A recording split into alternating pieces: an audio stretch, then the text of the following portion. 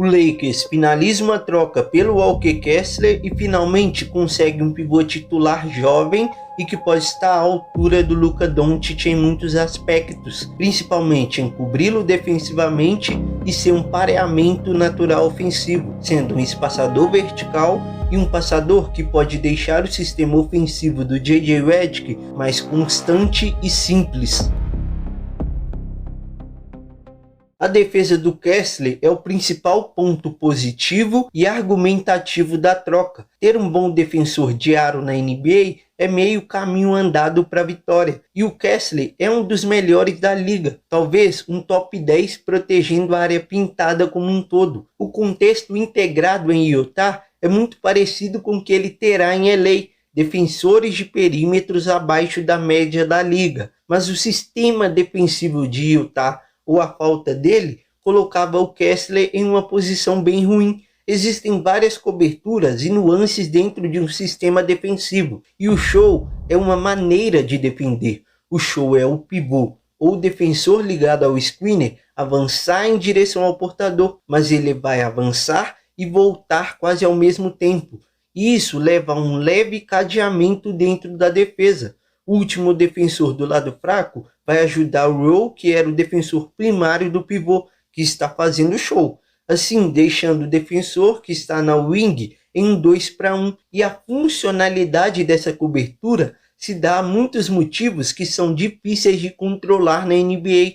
O defensor primário do portador precisa ser muito ativo e perturbar a bola. O pivô precisa fazer o contato no portador para fazer ele recuar um pouco, para dar tempo do pivô voltar na sua defesa primária. O passe não pode entrar no pivô adversário em nenhuma hipótese. Se entrou, a defesa vai estar em 3 contra 2, com o pivô adversário em vantagem e o corner ou a wing totalmente livre. Utilizar o show na NBA não tendo bons defensores de perímetro é uma loucura, e foi exatamente isso que o Kessler executou nesta temporada. Aqui temos o Sensabaugh no Harden. O erro já está aqui. Um dos piores defensores da liga no Harden. O Zubac fazendo uma slip screen. No mesmo momento que o Sensabaugh encosta nele, ele corta em direção ao aro. E o Kessler não encosta no Harden, o que não gera um desconforto nele. E o Harden desconfortável acha passe. E confortável, o passe vai entrar muito fácil. O passe entra e olha como está a defesa de Utah. O Kessler, que é o único defensor de aro competente da equipe, está muito longe do aro e mostra o quão desorganizado é essa defesa. O Hendrick sai na ajuda, o que é o correto dentro do contexto da cobertura, sim, deixando o corner completamente livre. Mas o novato também sai na ajuda. É uma desorganização bizarra. Mesmo com ajudas exageradas, o Zubac tem visão clara do aro e tinha uma linha de passe completamente limpa. Independente do jogador ou da equipe adversária, a tática se mantém a mesma, o que deixa tudo ainda mais surreal. Você não pode defender Harden e Zubac em show, não pode. Eles foram a melhor dupla assistida da liga. O Harden passou mais a bola para o Zubac finalizar do que qualquer outro jogador da NBA. Eles pegam Portland e executam isso também, deixando o short roll completamente aberto, o que deixa o time exposto. E o seu melhor defensor também está exposto, porque está muito longe do aro. Talvez o objetivo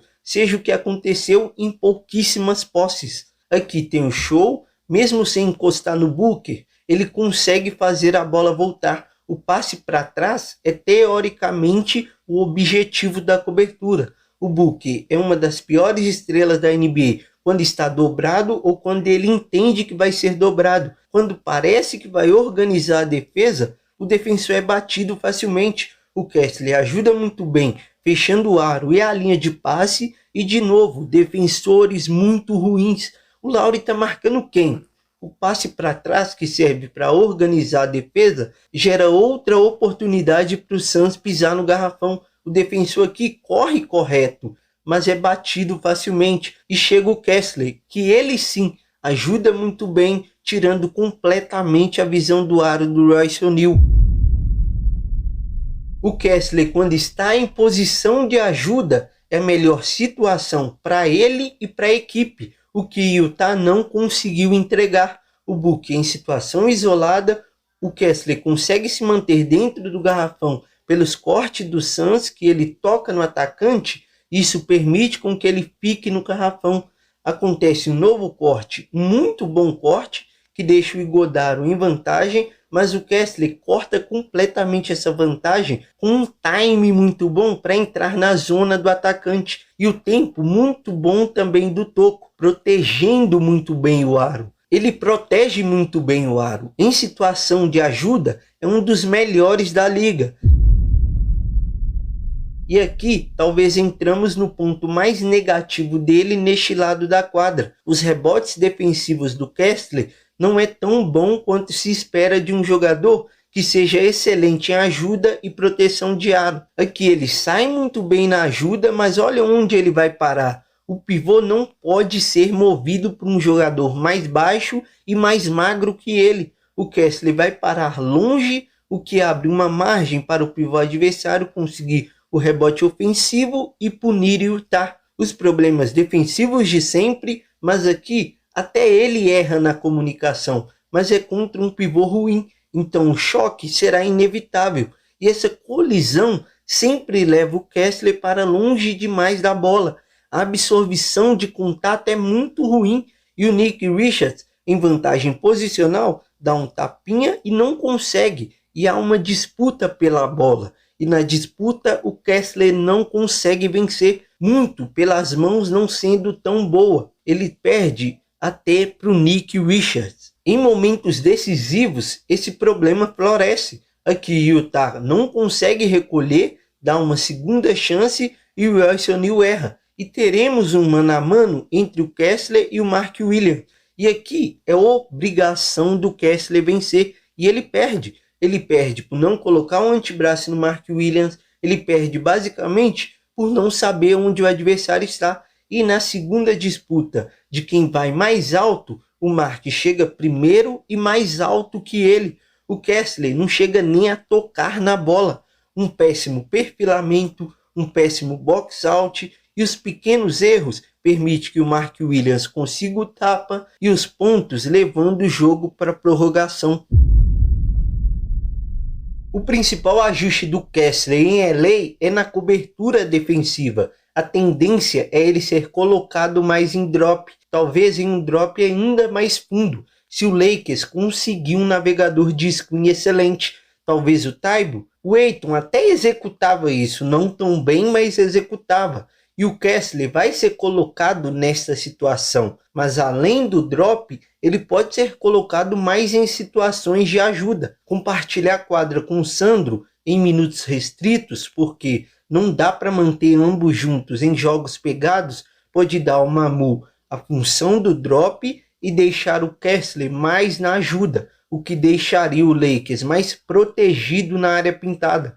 Mas são ajustes que só vão acontecer daqui a alguns meses. Mas é o que eu acho que o JJ vai fazer. E o interesse no Kuminga pode ser para que ele venha de titular na 4 e conseguindo o Taibo para ser o ala titular. O Kuminga não é um navegador de screen, e sim um jogador que gosta de trocar. O Taibo, quando saudável, é um dos melhores navegadores de screens da NBA. Então pode ser que o Pelinka queira os dois. Como isso vai acontecer, não sabemos.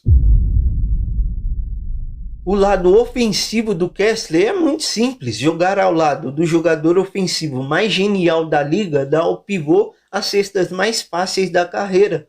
Luka finalmente terá um bom espaçador vertical em LA. Ele não é do mesmo nível do Lively ou do Gafford, mas é um bom espaçador vertical. O corte é uma ação subestimada do Kessler. O screener que tem um bom time e boas leituras de corte não só vai receber uma ponte aérea, o que o Kessler vai receber em grande volume por jogar com o Luka, mas esse roll abre o corner e abrir linhas de passes para o Luka é tudo o que ele espera de um pivô. O Kessler tem bons cortes que permite que esses passes entrem no corner e esses passes entram pelo nível da screen dele, o que é um ponto muito positivo. Você abrir espaço para o Luka pisar no garrafão é o sonho de qualquer treinador. Nesta bola em específico, o Luka matará muitas assim neste contexto. Um ponto muito peculiar do Kessler são as screens fora da bola, muito pelo sistema ofensivo de Utah. A screen do Kessler permite esse nível de espaço para o arremessador.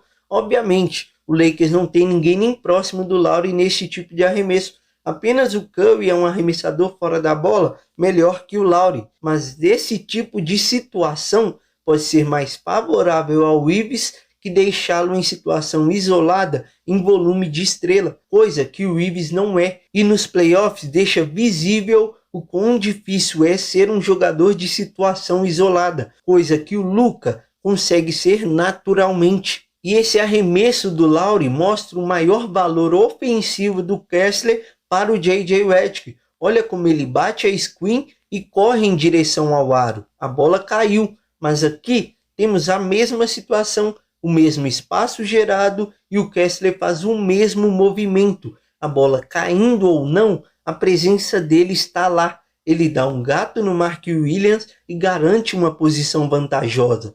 Pega o rebote e finaliza muito rápido. O Kessler em rebotes ofensivos é dominante, diferente do lado defensivo. O lado ofensivo dele é surreal, garante muitos rebotes no contexto de pick and roll, mas também consegue rebotes no mano a mano contra pivôs adversários.